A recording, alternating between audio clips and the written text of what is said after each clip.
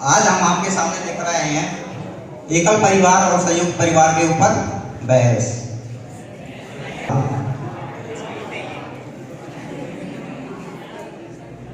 पहला मुद्दा है माँ बाप की परवाह को लेकर।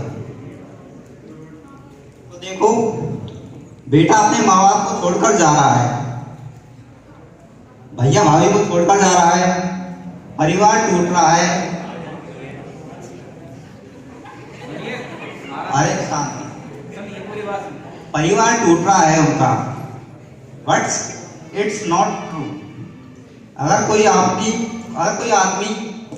अपने माँ बाप से अलग रह रहा है, इसका मतलब ये नहीं कि वो अपने माँ बाप से रिश्ता तोड़ रहा है। वो सिर्फ अपना खुद का घर बसाना चाहता है, खुद इंडिपेंडेंट जीना चाहता है। वो अपने माँ बाप पर बोझ बनना नहीं चाहता।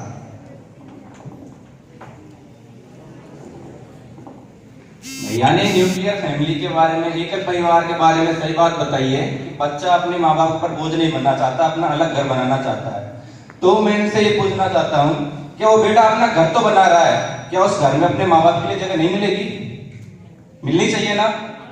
और जिस घर में माँ बाप हैं, बच्चे हैं, तो एक संयुक्त परिवार ही हो सकता है, वो कभी एकल परिवार नहीं होगा। तो उसमें अपने माँ बाप को भी जगह देनी चाहिए। जो माँ बाप अपने बच्चों को पाल पोस कर इतना बड़ा कर रहे हैं कि वो एक घर बना सके, उन्होंने कभी अपने बच्चों को बोझ नहीं समझा।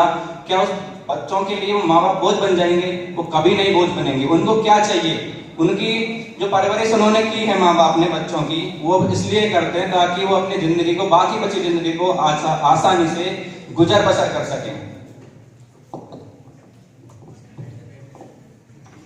अगला हमारा मुद्दा है सिंगल फैमिली और जॉइंट फैमिली में झगड़े को लेकर। तो देखो, न्यूक्लियर फैमिली में लड़ाई झगड़े की बहुत कम पॉसिबिलिटी होती है। जरा सोचो, परिवार का अगर कम मेंबर है तो उनका ज्यादा जनरेशन गैप नहीं होने वाला, इतनी मिसअंडरस्टैंडिंग भी नहीं होगी। जेठानी देवरानी का रिश्ता या फिर बाप बेटे का ईगो, भैया भैया का ईगो, ये सब कम होता है। सीधी सी बात है, जहाँ कम लोग रहेंगे ऑब्वियसली वहां शांति रहेगी, लड़ाई झगड़े का सवाल ही पैदा नहीं होगा।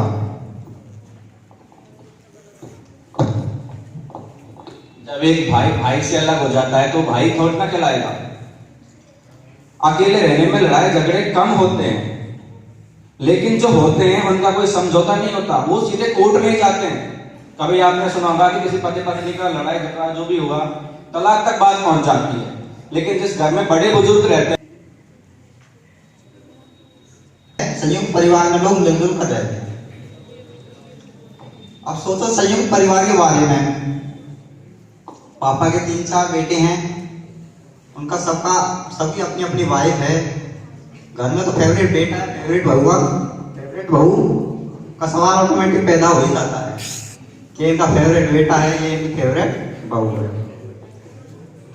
घर में शांति, तो उसकी वजह से हमेशा फाइट और मिसअंडरस्टैंडिंग रहती ही है। और अगर न्यूक्लियर फैमिली में रहते हैं तो फेवरेट बहू, फेवरेट बेटा, ऐसा कोई सवाल पैदा ही नहीं होता। तो ऐसा कोई चांस ही पैदा नहीं होता है। ये तो कोई बात नहीं हुई, ऐसे नहीं। संयुक्त परिवार में सभी भाई बहन, देवरानी जेठानी, सास ससुर, उनके बच्चे, कोई फेवरेट नहीं, सब आपस में मिलजुल कर रहते हैं और अच्छे से अपने संबंध को निभाने की कोशिश करते हैं। यदि परिवार बड़ा है तो उसमें एकता भी तो होती है। ऐसा नहीं है कि इसमें आपस में फूट पड़ गई देवरानी जेठानी के बीच में और कोई तीसरा आके लड़ाई कर गया। नहीं, सबसे पहले वो दोनों एक होती हैं। लड़ाई झगड़े कहाँ नहीं होते। सास ससुर, जो सास बहू की जो लड़ाई है, ये तो अपने परंपरा चली आई है लड़ाई की। तो इसको हमें एक गलत नजरिए से नहीं लेना चाहिए। ये एक अच्छा बिंदु होता है, कम से कम किसी बहाने से आपस में बोलते तो हैं, वरना एकल परिवार में तो कहाँ सास कहाँ बहू, किसी का कोई बोलबाला नहीं। एकल परिवार में कुछ नहीं होता। संयुक्त परिवार में सब अपने कार्य को मिल बांट कर करते हैं। हमें मिल बांट कर रहना चाहिए। अगला बिंदु है एक्सपेंडिशन, खर्चे को लेकर। तो देखिए, परिवार में कम लोग हैं तो ऑब्वियसली इतना ही खर्चा कम होने वाला है। महीने का, बच्चे का पढ़ाई का खर्चा, राशन का खर्चा एंड ऑल दैट, तो आप ठीक से अपने खर्चे को मैनेज कर पाते हैं, बजट के हिसाब से आप मैनेज कर पाते हैं। आपको इतना टेंशन नहीं होता कि खर्चे को कैसे मैनेज करूं। सेविंग, इन्वेस्टमेंट, घर के खर्चे तो वहाँ थोड़ा शॉर्ट और स्वीट हो जाता है। और जब आप जॉइंट फैमिली में रहते हो तो जो घर में बड़े बुजुर्ग लोग होते हैं उनको बताना पड़ता है इतना खर्चा हो रहा है, उनको डायरेक्शन के हिसाब से चलना पड़ता है। आप कोई भी निर्णय अपनी प्लानिंग के अनुसार नहीं ले पाते हैं, और न्यूक्लियर फैमिली में ये सारे निर्णय आप खुद ले पाते हैं।